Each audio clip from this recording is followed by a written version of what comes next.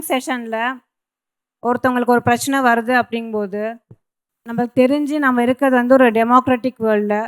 So நம்மளோட கருத்துக்களை நம்ம நிறையா விஷயங்கள் பகிரத்துக்கான அந்த உரிமை வந்து ரைட் டு ஸ்பீச்சுன்னு சொல்லுவோம் இல்லைங்களா? அந்த ஆக்ட் படி வந்து தாராளமாக எனக்கு என்ன தோணுதோ மக்களோட மனம் புண்படாமல் நான் பேசுகிறதுக்கான ஒரு உரிமை எனக்கு இருக்குது.